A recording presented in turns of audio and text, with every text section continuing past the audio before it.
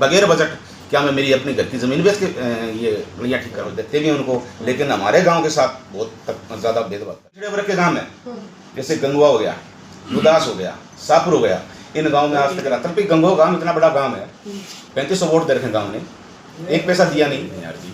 वो हर काम में गांव के साथ भेदभाव करते हैं, क्योंकि गंगवा गांव ने लगभग 3500 वोट दिए थे। सबसे ज़्यादा लेट गंगवा गांव के थे। आज तक पनियार साहब ने 1 रुपये भी गांव में नहीं दिया। जब बार बार जाते हैं तब कहते हैं आपके गांव का तो मंत्री है, मंत्री जी से करवा दो।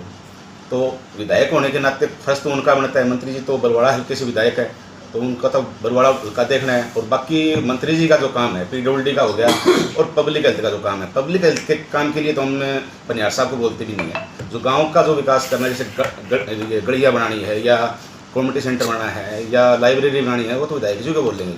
विधायक जी साहब मना कर देते हैं, भाई गंगवा साहब से कराओ। ठीक है, गांव का प्रेशर मेरे पे, क्योंकि पूरे गांव में सीवरेज बिछ गई और पूरे गांव में पीने की पाइपलाइन बिछ गई। पूरे गांव का प्रेशर है गलियाँ ठीक करा। बगैर बजट क्या मैं मेरी अपनी घर की ज़मीन बेच के ये गलियाँ ठीक कराऊँ। तो कब से मतलब आप ये शिकायत उनको दे रहे हैं और क्यों नहीं वो संज्ञान में ले रहे? मैं लगभग 6 महीने हो गए विधायक जी को बोलते हुए, लेकिन विधायक जी नहीं कर रहे। और मैंने एक बार तो विधायक जी का प्रोग्राम भी कराया था, सम्मान समारोह गंगवा साहब और विधायक जी का, तभी मैंने मांग रखी थी, लेकिन विधायक जी ने 1 रुपये की घोषणा नहीं की।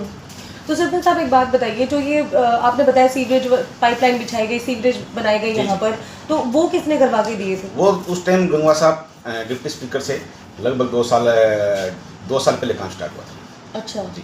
तो ये पार्शियलिटी क्यों की जा रही है? मतलब वो बजट पास करवा पाने में असफल हो रहे हैं या फिर जानबूझ के नहीं करवाना चाहते? मंशा क्या है, मानते क्या है? वो तो जानबूझ के नहीं कर रहे। जो विधायक जी के साथ 2-3 सरपंच साथ रहते हैं, उनके तो ऑलरेडी गाँव में काम चल रहे हैं, उनको पैसे दे रखे हैं और देते भी हैं उनको, लेकिन हमारे गाँव के साथ बहुत ज़्यादा भेदभाव कर रहे हैं।